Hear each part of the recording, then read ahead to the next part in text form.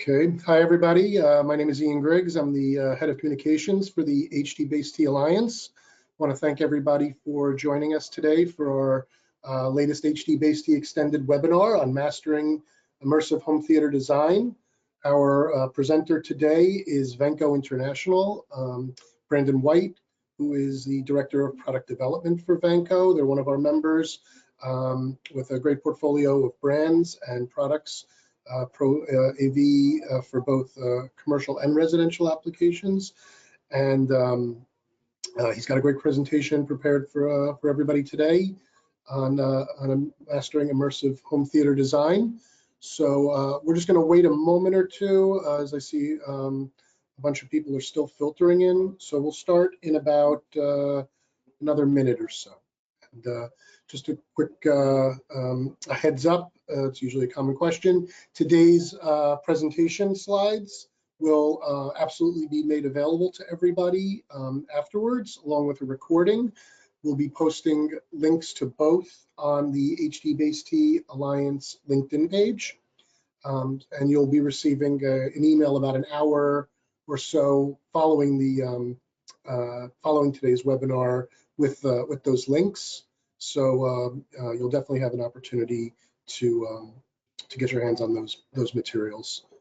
So okay, looks like we have a bunch of people are in. So without further ado, I'm going to turn it over to Brandon. And if you have any questions, please feel free to submit them, and we'll get to that at the end of the presentation. Okay. All right. Well, thank you very much, Ian, for the introduction. Let me get set up here. All right, just a moment. All right, so it should be good to go where you see the PowerPoint here. Yes, again, my name is Brandon White. I've been in the industry for almost 20 years now. Been with Vanco for 10 years, primarily focusing on product development. Before that, I was tech support for another active HDMI manufacturer, and before that, an installer. So definitely have some different perspectives in that regard. So welcome any sort of questions and discussions along the way. There is a question and answer session as well on the end. And if there's something that you want to ask, but maybe want to talk about outside of this platform, you're welcome to reach out. I'll give my contact information at the end as well. All right, so what we're going to talk about here are kind of like the home theater basics. You know, where to start in terms of communicating with the customer, you know, trying to get those wants and needs for their home theater system. You know, this is a very custom industry, so not all of them are going to be the same. Not all of them are going to have the same intent. From there, we're going to go into designing the system and choosing the right components to fit those wants and needs. And to be honest with you, this is going to probably be the bulk of the information for this PowerPoint, is going over, you know, different ways and different items to connect to each other, how to, and things to be mindful of along the way. And then from there, of course, we're installing the home theater. So just some best practices for running cables, making connections, calibrating audio and video, as well as a troubleshooting checklist, because, you know, things may come up along the way. So, so that being said, home theaters, where do we start? To me, the process really starts before you have your first conversation with the customer. You know, being up on trends in home theaters, keeping up with changes in technology and standards is incredibly important to be able to be successful in your conversation and planning a system with your customer. Okay, so some of the main things that are out and about now, certainly, we have 4K and 8K content, components, and distribution. 8K is still in its infancy, certainly, with gaming systems, video cards, things of that nature, really focusing more on 4K 120 or gaming aspects. However, it's really not just about the 8K, it's really about maximizing what you paid for and were able to get with 4K, because all those fun specifications that we used to say back in the day of 4K, 60 hertz, 444, HDR, Dolby Vision, etc. You know, a lot of those, when you put them all together, actually exceeded what that version of HDMI allowed for. So it's really more about being able to finally get all those fun specs and features together over a bigger pipeline. AVRs and encoders, those are definitely been adapting very well as well. Cabling, extenders, and AV distribution. We'll go over this a little bit more in depth later, but I mean, everything needs, if you're expecting 4K or 4K 120 or 4K with Dolby Vision, you need to make sure everything allows for it along the way. Otherwise, it's definitely going to limit the performance of the system as a whole. Immersive audio format. So what's the latest and greatest? It's evolved quite a bit, especially on the digital side of life. Dolby Digital Plus, Dolby Atmos being the most immersive from those. DTS, you have 5.1, DTS HD, and of course DTSX. So it's really about making sure that you're aware of different audio formats and be able to make the best experience for a customer based on their budget. Of course, goes with that is the technology behind and routing it. So if you have a smart TV or display, being able to route those high quality audio formats back through eARC or enhanced audio return is very important. ARC can be very applicable, certainly, depending on the type of sources that you have as well, especially with streaming services. Speaking of streaming services, being familiar with what's out there, and more importantly, what's available within those services. So the lesser prizes, the better, certainly, for your customer. Certain services you have to pay additional for higher content or higher, audio, higher resolutions or audio formats. Others, by default, or what they may have, may be reduced and they don't even know it. So it's really important to be able to communicate that and be knowledgeable of that going into the conversation. Again, with 4K or with gaming, you have 4K 120 hertz. So if they're adding some sort of gaming element, being able to be available to use these higher specifications for gaming, like variable refresh rate, auto low latency mode, or quick frame transport, are really important for distribution side of it. Interoperability, that's a very big term that's been thrown around for quite some time, and it is incredibly important, whether it's with HD-based products or just going across product brands and lines in general. The more that an installer uses a product, the more they become familiar with it and know what works best with what. So having that knowledge beforehand is absolutely priceless. Control and integration. We'll go into this a little bit further, but ultimately being able to tie everything in a nice, easy way to control everything is a very big wow factor. Not only a wow factor, but ultimately leads to less headaches probably down the road. Like I said, we'll go into a little bit more later, but it's definitely important to be on top of all those changes in control and integration. And finally, monthly costs. So again, we don't want to surprise a customer with additional monthly costs based on changes to the streaming services or licenses. So being upfront with that as much as possible is great. It also adds opportunity for revenue for installers themselves. I mean, it's great to be able to provide that service of support for longer periods of time, because things can change in a blink of an eye. So having that type of revenue, or unfortunately cost, definitely can be beneficial. Okay, so identifying the customer needs and wants, and I know I'm probably going to get a laugh from a couple of the guys in the office for this one, but it's really important to identify how far down the rabbit hole of technology and budget the customer is actually willing to go. Budget, as we know, can often dictate or totally dictates the experience. There's not many times that you have a blank slate and a blank check. So it's really important to be able to identify what's needed and what is wanted from the customer, and then be clear to communicate that.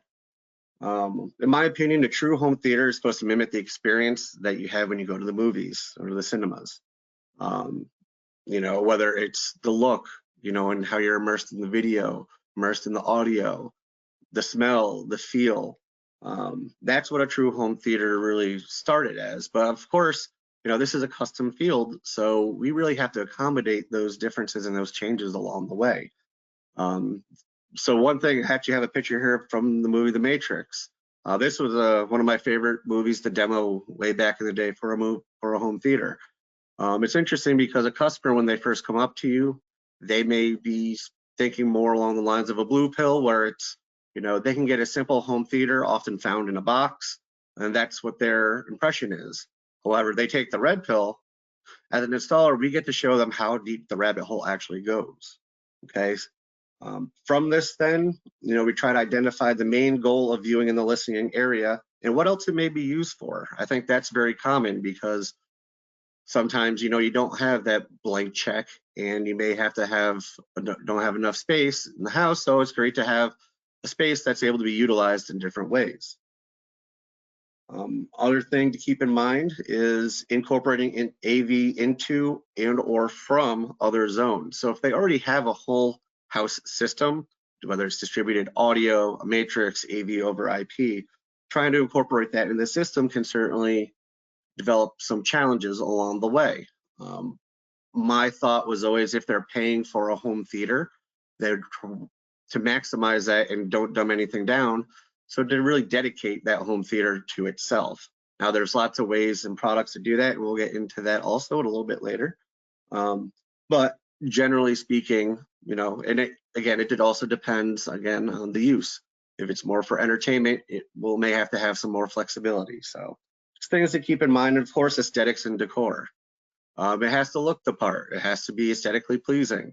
If you're working with a designer, that's a little bit of a different level of things, certainly. I'm sure we could all attest to that. But also, it's very important to make sure that we get those designs and the look to feel as a customer needs. Reading the room. Okay, so understanding the importance of room dimensions, layout, purpose, and aesthetics. The ideal scenario for an installer is to have a blank slate. The walls are down, you're able to run whatever you want, wherever you want, or wherever you need to, okay? That's not always the case. Sometimes there's those fun retrofits.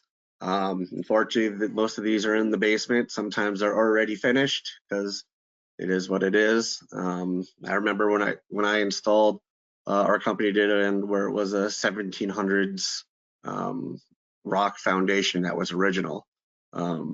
It was a beautiful foundation, a beautiful building, very classical, and we made it work. That definitely took a little bit time to incorporate that into everything, certainly though. Ultimately, the room size and shape really helps dictate what you can do though, whether it's on paper or you go through a walkthrough and see it on person. Typically speaking, based on the room size, you pick a display that's, you'll be able to fill the area that it's going to be on. From there, your seating is going to typically be 1.5 to 2.5 times the size of that screen. Okay. Seating arrangement, depending on how many people and the space that you're using for, that could depend on things. Generally speaking, when you're trying to design the system, there's going to be what's called or often referred to as the king's chair, which is the chair or king and queen or queen chair, which is the chair which most is going to be the optimal for audio and video immersion. Okay. Lighting control, is there a lot of natural light based on the aesthetics of things, or they're going to be more ambient light? Also things to keep in the back of your mind when discussing with the customer. And as always, preparing the system for growth is one of the most important things. This leads to additional opportunities for yourself, growth of the system, changes in technology, etc. So again, whether it's you're reading this on paper and you have a blank slate, or you are able to go on site and do a walkthrough, very important things in terms of being able to go in and design the system. Speaking of which, let's go in and design a system. So generally speaking, when we think of home theaters, again, we're trying to mimic the cinema experience. So most people go about it that way, and their first thought is a projector. Of course, however, there's pros and cons to both projectors and TVs, and depending on the space and the budget, it may depend on what would be best for the customer. So it's good to have a good sense of what works for either. Now, a projector is a great investment for a home theater, in my opinion, because the first and foremost pro is it actually is more like the cinematic experience that we're trying to create for our customer. All right. They use projectors in the movies, therefore should use projector in your home theater. That goes hand in hand in that thought process for end users as well when they're coming to you for a solution. Other pros for a projector: screen size and customization. So you can have a custom screen size based on the size of the wall that is going to be going on. Depending on the environment, you could actually have different types of materials or appearances for the screen. So like a gray screen, for example, is typically better for more light rooms and can handle ambient light better, whereas a white screen is actually better for darker rooms to create a sharper image. Space efficiency. Also very nice because generally speaking, you put a screen on a wall, it is framed, it's out of the way and doesn't take up much space. The projector itself will probably be hanging from the ceiling, found in the back, or as we've seen certainly in the last few years, great emergence in short throw projectors that are able to really handle that distance from a short period just underneath the projector screen. So companies like AWOL, for example, just saw at the CDA Tech Summit in Toronto, they have a great home theater quality short throw projector. And the cost. So essentially, if you're going over 100 inches, the cost of those are going to be somewhat more, a little bit more reasonable and feasible. So now some of the cons, and something to keep in mind, this has improved greatly over time, over the last few years, but still, depending on the budget, you may still run into these issues. Lighting conditions. So if there's a lot of natural light, you have to make sure that's accounted for, or ambient light close to screens, things like that. You have to make sure this is accounted for with certain types of projectors. Lower brightness and contrast, same thing. You don't want things to look overwashed or grayed out. Maintenance and eventual bulb or lamp replacement. This has again improved quite a bit over the years, but based on budget, you know, this can really depend on the projector you have, how often you may have to change these. And then finally, setup and calibration. This goes hand in hand and is a con technically, but anything that you do that's more custom is going to take more time to calibrate and set up. It's just a fact of life. So while this is a con, you ultimately do get a better experience because of this customization and being able to have specific screen sizes that are, you know, maybe atypical to other systems. All that being said, you look into TVs. So TVs still are a very practical option for a home theater. They are getting bigger and bigger, and while the cost is still a bit high on larger sizes, you're probably seeing that they're starting to come down a little bit as well. So in terms of some of the pros, the brightness and contrast for TVs out of the box are fantastic. You're not going to have too many issues. Now, of course, it would again depend on budget, but most TVs, especially OLEDs, are absolutely fantastic in terms of contrast and brightness. Ease of setup. I mean, TVs, generally speaking, are created for the mass market of end users. An end user can set it up. It's very easy to set up for you. That doesn't mean you shouldn't go in and change settings accordingly, but out of the box to get it functional, it doesn't take a whole lot of effort or time. Integrated smart features. So obviously like smart TVs, you know, you have your source built right in potentially. You still have to run networking to it or have wireless. I'm more of a wired guy certainly, but being able to have those features available takes care of another component that you may need to add to the system or not have to add anymore. Durability and maintenance. Once TV's up, it's up. It should work for a while. It's pretty straightforward. So again, TVs are mostly made for the masses, you know, especially residential high quality TVs for Dolby Vision or HDR, so, or 8K at this point. So out of the box, these should be good to go. On the flip side, however, since we are a custom industry, on the con side, you are limited and fixed to screen size. Generally speaking, there's only so many size panels that are out there. So in terms of having a custom size that would kind of fit a wall better, you may be a little bit more limited. The cost of the larger sizes, like I said, are pretty expensive. However, We have found that this is starting to come down a little bit more, and you may find this coming up, of course, by the end of the year. So another thing that comes up is glare. A good example I went and I got to see a home theater, and the installer did an absolutely amazing job, and he followed everything that the customer wanted. You know, everything along the line from A to Z. They did use a rather large TV, and it did have a bar in the back. The customer wanted to make sure that they had neon signs for the bar. So when we were watching the demo, I could not help but notice and could not take my eyes off of the reflection of the neon sign in the top right. Now, granted, the customer's happy, and I'm sure they figured this out along the way that maybe they want to turn that off. It's really up to them. I know from my eyes where I can't escape AV, I go to a hotel and I hide the wires behind the TV, that I couldn't keep my eyes off of it. So, but the installer did everything to a T that the customer wanted, and that's really the most important thing. Another con is just limited aspect ratio. So with TVs, it's 16:9. There are some other acceptable aspect ratios within them. This could vary by TV, but generally speaking, you are a little bit more limited. Another thing to keep in mind that we've seen in terms of trends is actually adding additional functionality to your displays, I should say, in a home theater environment. This one on the left was done by a company called Dr. Hook It Up down in Florida. So what they did was they used 4 video wall panels with one of our 4x4 video wall matrices. And what was nice about that is it allows them to have one image cover all 4 TVs, which they use for entertainment, they use for movies, they use for kids for gaming, as well as having each TV be an individual source. So a lot of flexibility within that installation. The one on the right is something called multi-view. So we have multi-view products as well in matrices that allow for multiple sources to be on a single or multiple displays,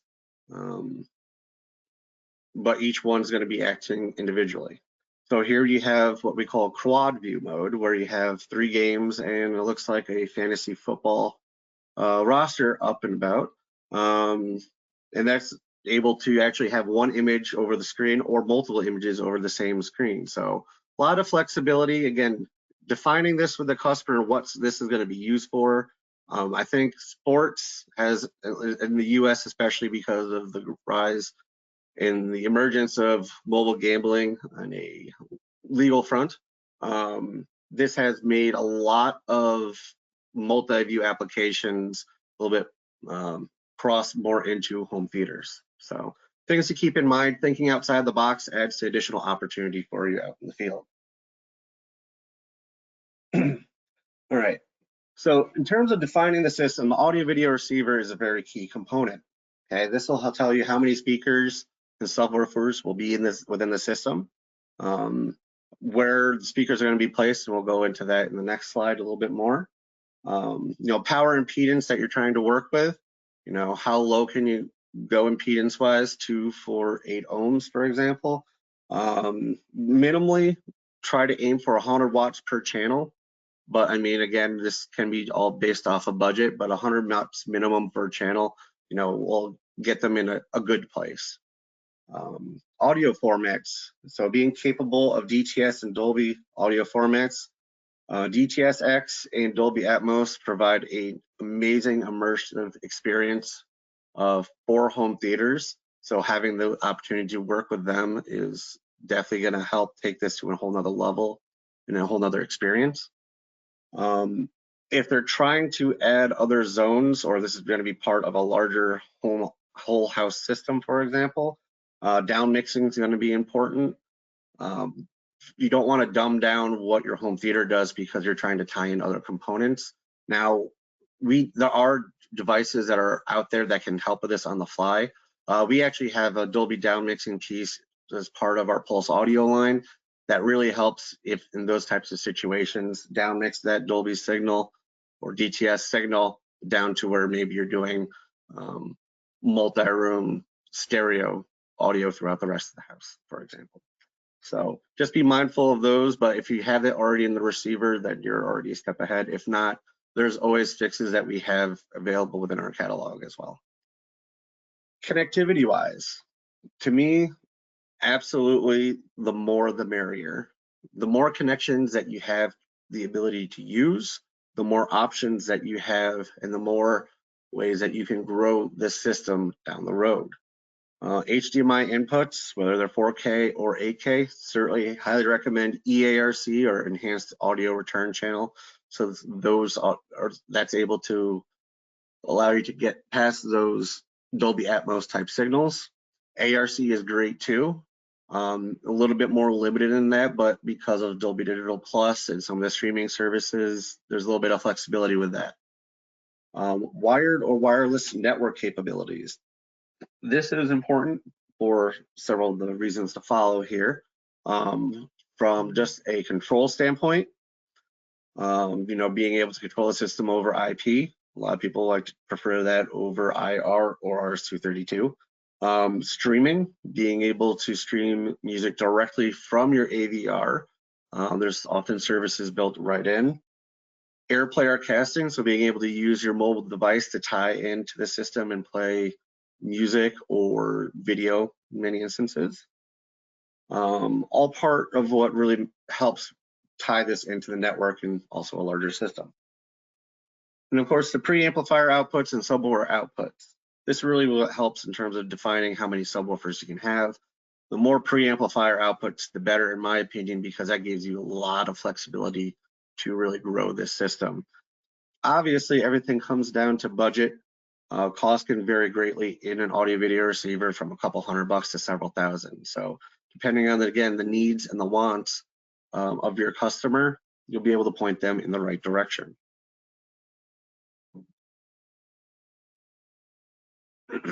All right, so speaker placement. This all depends on the type of system that they're trying to achieve. All right, so we have several examples here to show a 5.1, 7.1, 7.2.4. So a 5.1 system, I would say, is pretty much the gold standard in a sense, in terms of what people think of the most when they think of home theater. And I'm thinking, when I say people, I'm thinking more of an end user. They're used to the surround sounds in a box solution. They have this mentality in their head often. So we have 5 channels of surrounding speakers, and the one is the single subwoofer. 7.1 system, much better in terms of having a complete immersive experience audio-wise.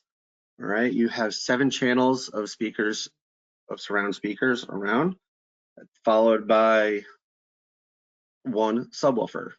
So the difference here is you have your front, left, right channels in the front of the room or the top of the screen here. You have your rears, which are all the way in the back. And then in the 7.1, you have 2 surround speakers, which are on either side of the couch. So this really does help create a more immersive experience. And that brings us to 7.2.4, which is great for like an Atmos type setup. There are 7 channels of surround speakers. So you have left, center, right up front. You have the 2 surrounds on the left and right of the couch. You have 2 rear speakers, but you also have 4 height speakers. This is more unique as it actually provides an incredibly immersive experience. I highly recommend, if you haven't had the opportunity to experience this, to do so. Demoing an Atmos experience, a customer definitely would want to try to aim towards Atmos. That's not to say that 5.1 and 7.1 are not good, certainly, because they are a more immersive experience, certainly. But when you get into Atmos, it is definitely a game changer. So.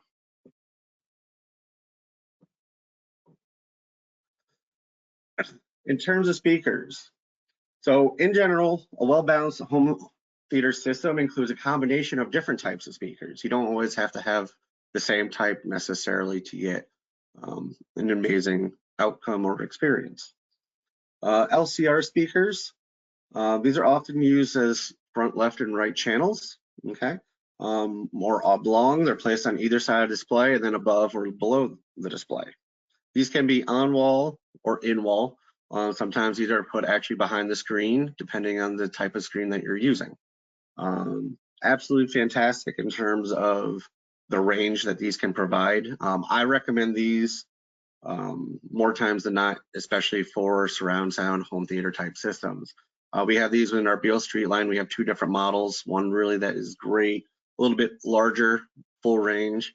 Those are IP LCR series, and then our IW LCRs, what we call the between the studs type of LCRs. A little bit smaller form factor, but definitely great.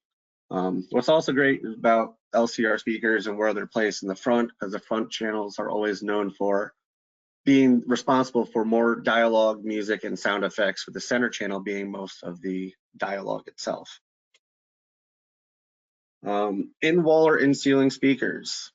Essentially, these provide a very nice, clean, aesthetic look. These are essentially hidden. All of our speaker grills, for example, are paintable. So regardless of the color that you have for a ceiling or a wall, you can paint the grill to match, and they can visually almost disappear.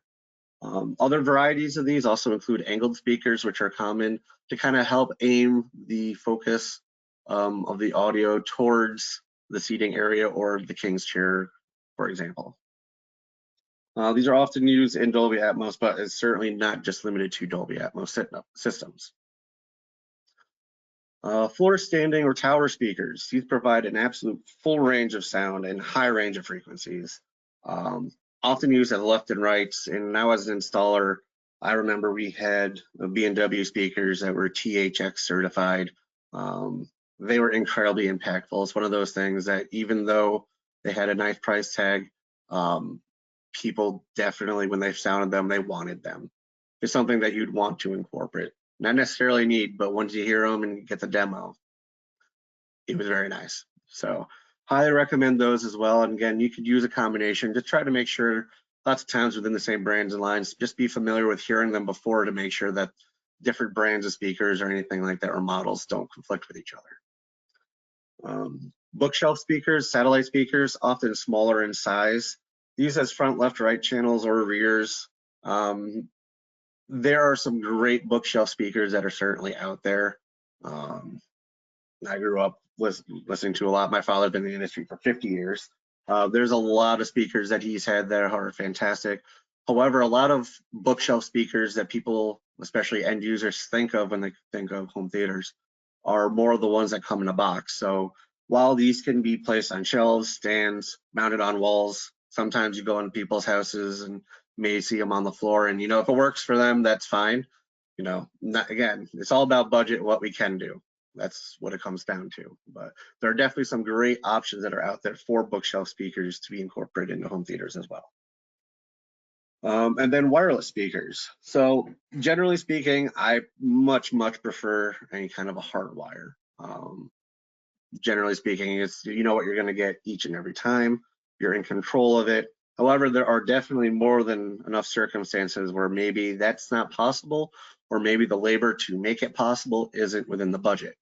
Having wireless speakers or these options make other speakers wireless. So, for example, we just came out with a wireless audio extender for analog audio or subwoofers to be able to send those audio signals simultaneously or individually, back within a room. Generally, I would say this is always an as needed thing. When you need it though, you absolutely need it. And knowing that it's available and knowing that there's a product available for it saves a lot of time later when you're trying to troubleshoot and figure out other situations. So definitely things to keep in mind in terms of speakers and speaker placement.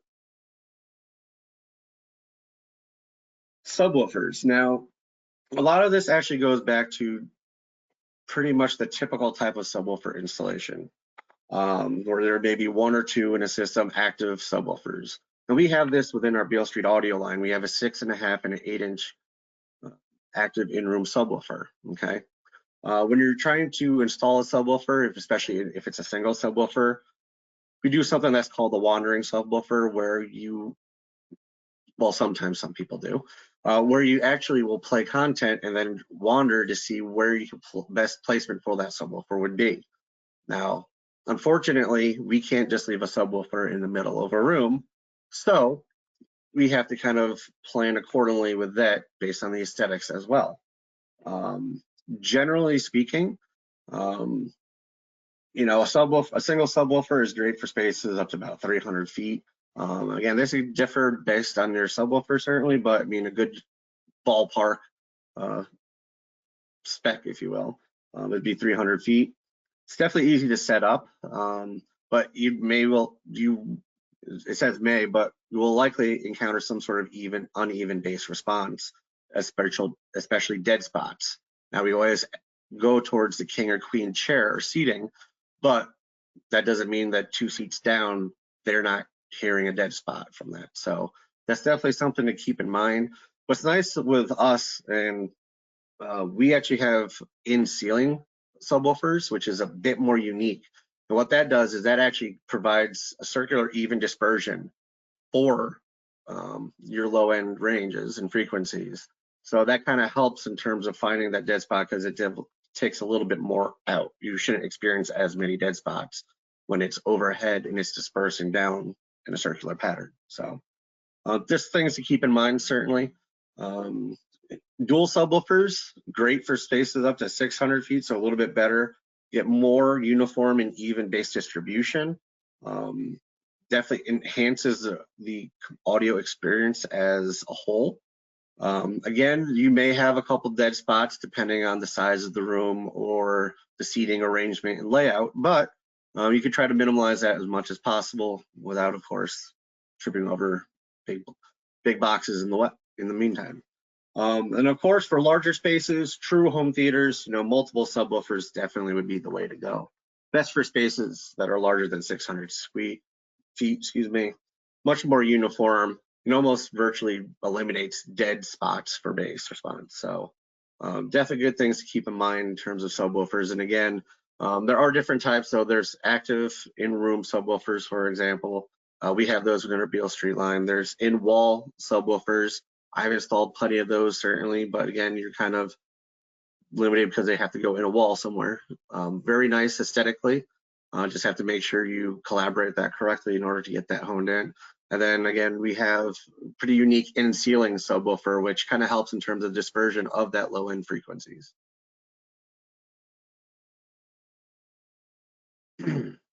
All right, on to device connectivity. So ultimately, the customer needs to get what they're paying for here. No need to start the system with limited functionality or headaches, right? So making sure they're getting the most of their experiences is crucial. And cabling is something that may be often overlooked, but needs to minimally meet or exceed the requirements of the system. All right, I know we all try to do our best to, I hate the term future-proof, but we probably try to future-proof back in the 2000s, running an extra Cat 5e cable along with everything else just in case, because we knew everything was going to go. However, based on how everything escalated so fast, the demands of bandwidth and everything, unfortunately, that at this point probably just have to rerun those Cat 5es with Cat 6 or 6A. On the HDMI cabling side, it's great to be accurate and accurately tested and labeled each cable.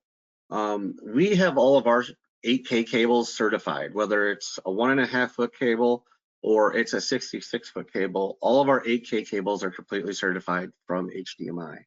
So I think that helps a bit because then you open the package and you know what to expect. Our 4K cables are also certified, or HDMI CPs. But ultimately, making sure that you have what you need for the products in place minimally now, as well as exceed, definitely helps it. And that's really where 8K cabling comes in. Because as I said before, it's not just about 8K or 4K 120. It's also about really maximizing what you had before, getting the most out of what they had before in their system. That's very, very important. The bigger pipeline for 8K cables helps with that greatly. When you're trying to extend AV signals, because obviously the more bandwidth, kind of the shorter the cable, generally speaking. So whether you're trying to do this with extenders or active optical cabling, that definitely helps in terms of prolonging the use of the system as well. Extending AV signals. So Cat 6 is something I've been recommending for more than 10 years at this point, just because the bandwidth needed for 4K to work as needed kind of exceeded what, or met or exceeded what was done by Cat 5e. Any things that are done by Cat 5e, lots of times they'll be encoded, decoded, compressed to some extent.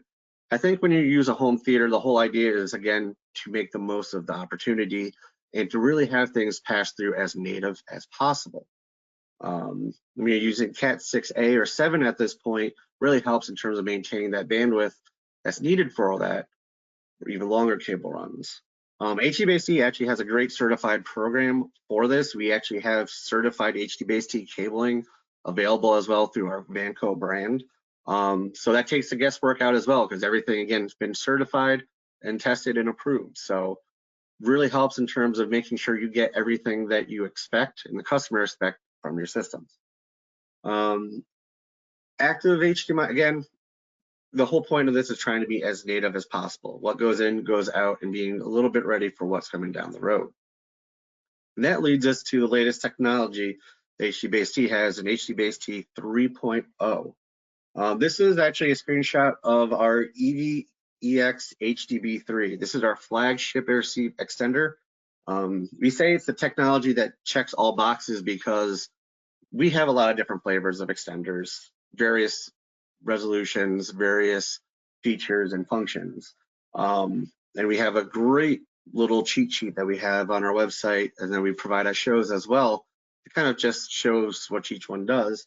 Well, this one literally checks all the boxes that we have, starting with full uncompressed 4K 60 Hz 444 chroma with HDR10 and Dolby Vision capabilities. All this through the HDMI along with EARC and ARC capabilities. So right off the bat, again, you're getting full uncompressed, you're getting native content going in, native content going out.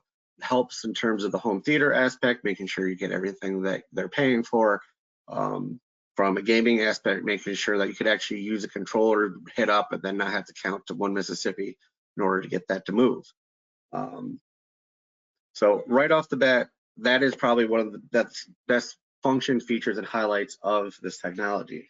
If you're having problems with EARC or ARC, sometimes, all those fun settings between brands and product lines may not work as they should. You actually have the ability to embed and de-embed analog or digital audio right then and there. So no matter what, while you're on site, you'll have what you need to make sure that audio comes back no matter what. Not save for another trip. Don't even worry about it. Built in right in. Control. So we have bidirectional IR and RS-232 pass-through and control. Really helps for being able to control components as well as displays. Full USB 2.0 device and host capabilities. There was someone that actually needed to use this because not only for the full 4K, but also they're using this within a gaming system. So instead of having the wireless capability, which seemed to be intermittent, they were able to utilize USB. POH, so power over HDBaseT. That allows either the transmitter or receiver to be powered off of a single power supply. Makes things nice, neat, and clean, so you pick which side you want to go. If you have a hard time being able to plug power in at the projector end, for example, have it powered over at the transmitter end. 1 gig LAN pass-through. I love this feature. It's not really flashy, I understand, as the others, but when you're dealing with various levels of IP controlled networking in streaming, making sure that you are able to have full 4K streaming capabilities, having that 1 gig LAN pass-through to me is priceless. Get the most, again, out of that. If you can use wireless, that's fine. Wireless has improved greatly. However, I've always been a hardwired guy. So if you have the opportunity to do all of these features, all of these functions, all over a single Cat 6 up to 50 meters or 164 feet, or over a single Cat 6A or 7 cable up to 100 meters, 328 feet, by all means, there you go, do it. All this over a single cable. This has been an amazing product for us. Again, this is our flagship extender, and it just really showcases what HDBaseT has been able to do over the years. Okay, and that brings us to integration and control. Ensure that all your components seamlessly work together. what I used to do as an installer, when you get to the point of customer education, and not everyone, unfortunately, would initially go with control system. So you had to lay out, your 5 to 8 remote controls on a table, then go over the system. Some people understood the orders of operations of things and what does what. As soon as you kind of got a deer in headlights look, then you knew maybe it would be better to offer a different option. Something that we did a few times was, during the process, if we knew especially if we had to come back to a job site anyway, as an installer, you always have similar components or same components. So we mentioned that we have a universal remote control or URC remote, pre-programmed, good to go. Welcome to try it out, see how it works. If it works for them, cool. We'll be able to bill them and go from there. If they don't like it, then no problem. When we are back, we'll just bring it back and no charge, no harm, no foul. There was legitimate one person that decided not to go with the remote, but there was a lot of other people that absolutely jumped on that opportunity.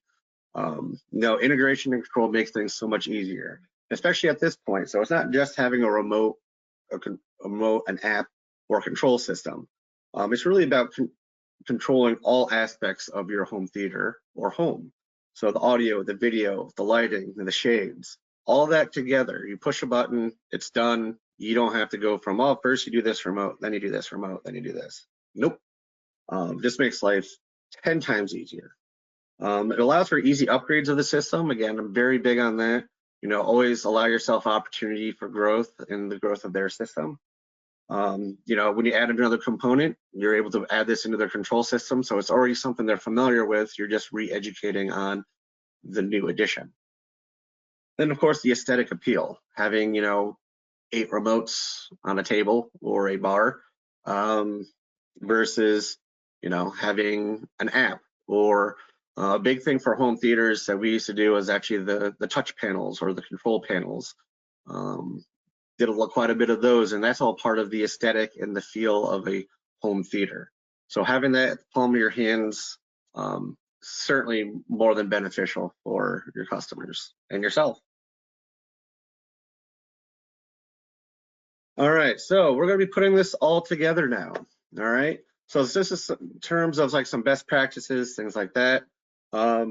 Cables connection. So when running wire, obviously try to use the path of least resistance. Now, that doesn't mean that now if you're pre-wiring, you see everything. There's no walls, you already got it done.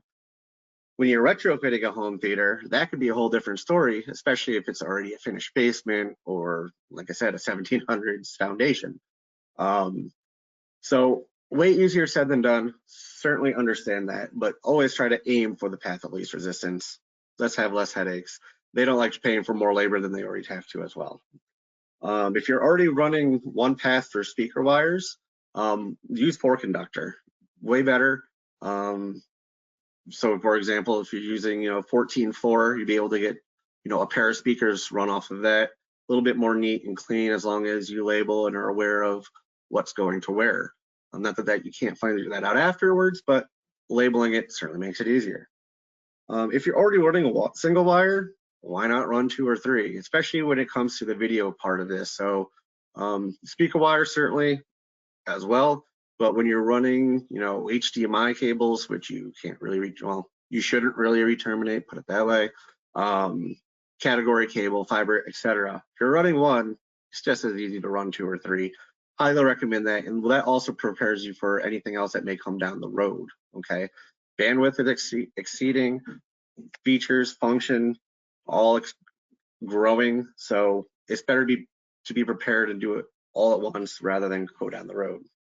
And always good to have backup plans, whether it is you're running multiple cables to different spots, or again, being aware of wireless, whether it's our wireless extender or audio. We also have the EV 4K WHDMI, which is a wireless 4K HDMI extender.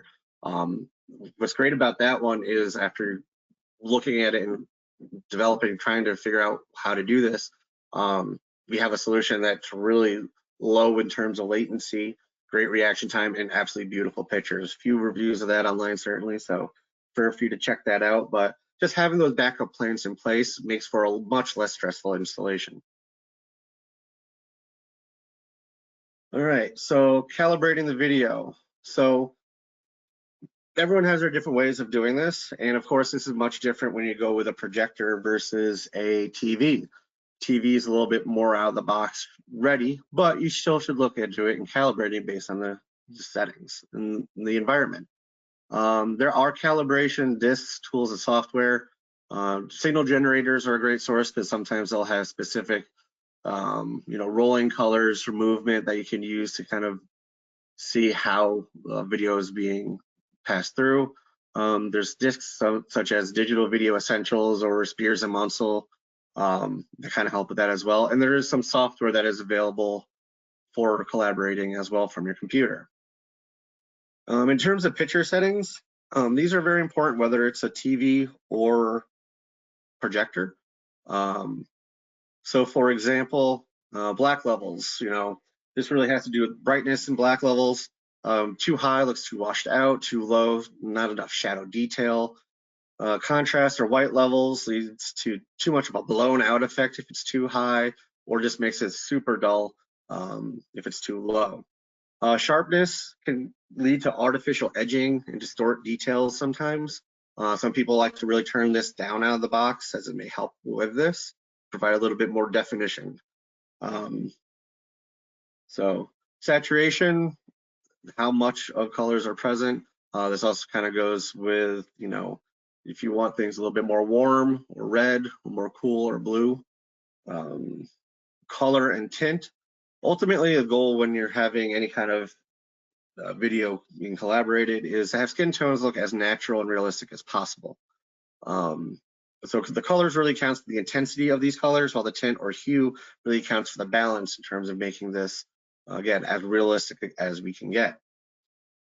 Gamma, there's not a lot of variation that you can have settings-wise sometimes, depending on your display, but it does adjust the brightness without really affecting the black levels or the white levels that are there. Generally, it's 2.2.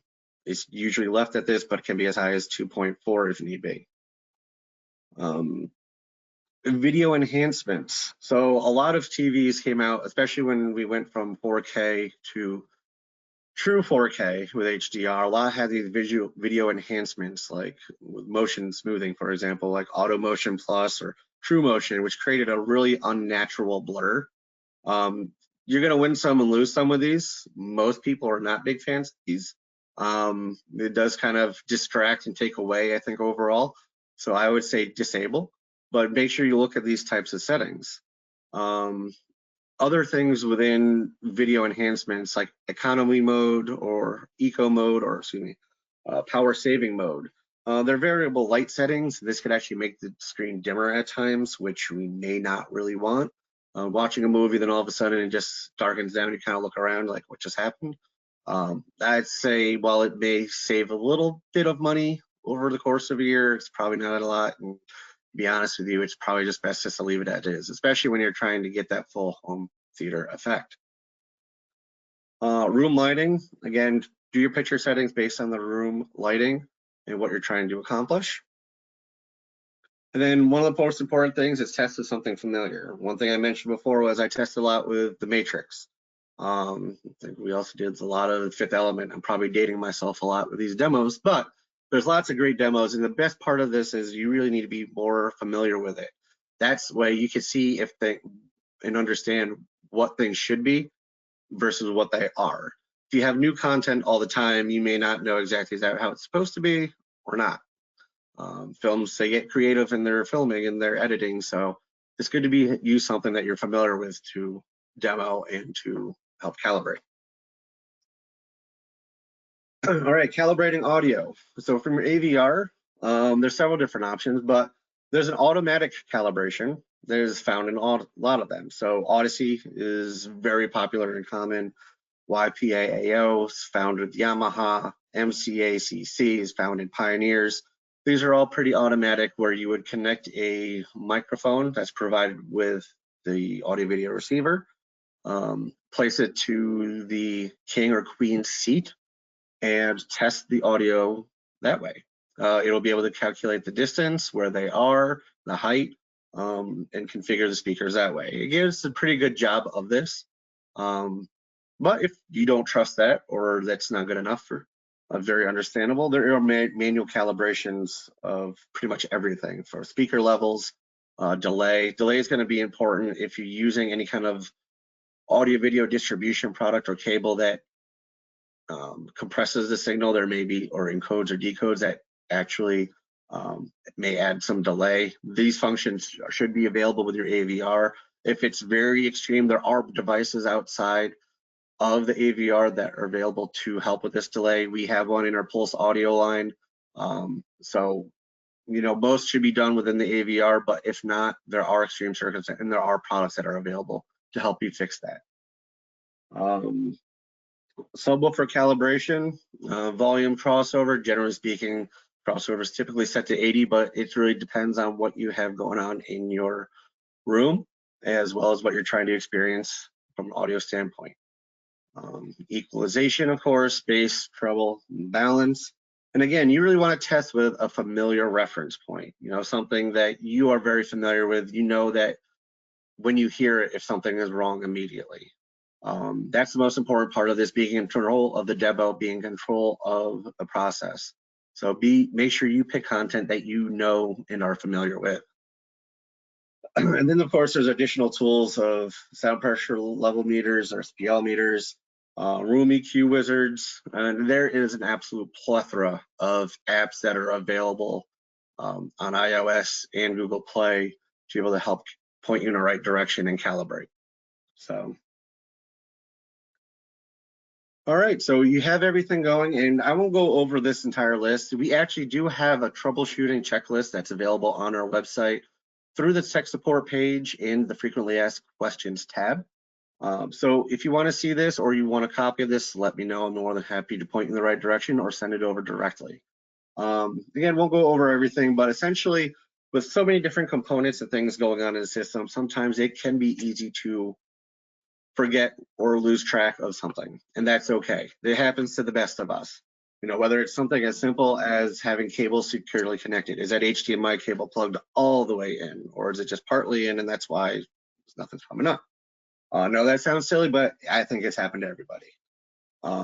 Big things that we look for are certainly on the troubleshooting side of things, EARC and ARC especially. If you're going from an EARC TV to an ARC device, lots of times there's auto settings. Now, generally speaking, I'm a big fan of just removing as many auto settings as humanly possible with any HDMI anything. Define the system, be in control of it from start to finish, know what you're going in, know what's going to come out. Number one. Some TVs only have auto or off settings for EARC. So if it thinks that it's picking up something that may be able to do EARC, but it's really only an ARC soundbar, for example, you may have to go into your TV settings and actually turn that just off, because the auto is definitely not communicating correctly. That's something that's popped up quite a few times. But you want to make sure, again, this checklist, we're not going to go over it, but ultimately you want to make sure what you have in place is all compatible with each other. You want to make sure the cabling that you're using minimally meets or exceeds what you're trying to accomplish. Sometimes in terms of audio, the speakers may be wired backwards or not in phase. So making sure positive goes to positives, negatives go to negatives. If you're trying to incorporate things into, a home theater into other systems or like a whole home system, making sure that there's down mixing there, because you really don't want to dumb down what you have going on in your home theater. So making sure you have Dolby down mixing, or just leave the home theater separate, that's okay. But yeah, these are some of the things to look through a checklist. And like I said, more than happy to provide this document or point you in a direction on our website where it is, as this is a great tool to have to go through while on site. Okay, real quick, want to go over a case study that just came across us recently. It is utilizing our Beale Street speakers. So this is for the UK.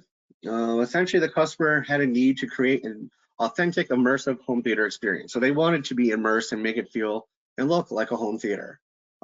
They also wanted to make sure this space was also able to be used for entertainment purposes. So there's a big difference between having a single function home theater and a multi-function room, certainly in this regard. They also need to make sure that whoever is listening and watching a movie in that home theater is keeping it in the home theater as much as possible, so that whoever's in the kitchen is not having the same experience they are. They may not want to. Want-wise, again, they were trying to go more for the complete whole home theater type of aesthetic. From the seating, the posters, lighting, they had a bar in the back. So these are very important. So they had a modest budget, but the installer, I think, did a great job, because when I looked at this room for the first time, I see, that natural light is an amazing selling feature in many circumstances. From a home theater perspective, I would say probably not. But this guy, they did an absolutely amazing job of this, and this is what it turned out to be. So they used Beale Street audio speakers for a 7.1 surround sound system. Again, what's unique about our Sonic Vortex speakers within our Beale Street audio line is it's actually an enclosure, and all the audio, all the energy comes right out the front. So it really helps contain all that audio to the room that you're trying to experiencing it in, as opposed to the baby's room upstairs or the kitchen. So what they did was they used 3 IWLCR4 MBs for the front, left, and center channels. Okay. They used 4 IC6 MBs for in-ceiling speakers for the surrounds and rears. Okay. They used one of our Beale Street Audio BPS80 active in-room subwoofers. Along with that, they tied it in with a Sony AVR and a Sony 4K VPL projector, which is a great projector to use in this type of scenario because of how it's able to really cut through the ambient light of the lighting signs, that, like for the lit poster signs, etc. I'm sure when they put this in movie mode, it's nice, dark and quiet, but it's nice to have a projector that's able to accommodate that both ways, because especially since this is also a room for entertainment purposes. So BMT Electrics, they did a great job of this through our partners Dizzyfish Distribution as well. That's a great example of how you can really tie things together, meet the wants and the needs of a customer for an installation in a home theater. All right, so that brings us to the end. Certainly welcome to answer any questions. If you're not wanting to do any questions on here, you could also reach out to me directly at brandonw@vanco1.com. We have a ton of different solutions. We have over 4,000 products in our wheelhouse. So visit us at www.vanco1.com for additional information, certainly. I'd like to open up to any questions, but like I said, if you want to reach out personally, more than welcome to. Always happy to help out in any way we can. Okay, great. Brandon, thank you. It was fantastic. We actually are a little bit over on time. So I have collected all of the questions that were submitted throughout the session, and I will get them to you. And if you'll be able to answer everybody back directly with personalized answers. I think that's the best way here, because we are over on time. I just want to remind everybody again that yes, it's been asked a bunch of times.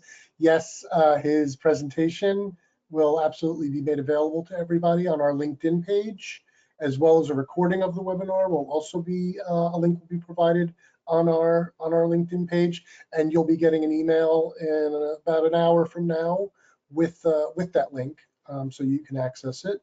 And again, you can see Brandon's email address is here on the screen. So definitely welcome any questions you might have to, if you think of any after we end here, to contact him directly. And everybody who has submitted questions today, rest assured I will be sending them to him directly, so you will get answers to all of them. And with that, Brandon, I'd like to thank you for your time and insights and expertise. It's been really great, and encourage everybody to check out Vanco's website. They have, as you said, a lot of great stuff, including HD-based T. And thanks everybody, and please be on the lookout for more of our webinars that'll be coming your way in the near future. And that's it. Thanks again, Brandon. All right, thank you very much, and thank you to HBAC as well. Okay.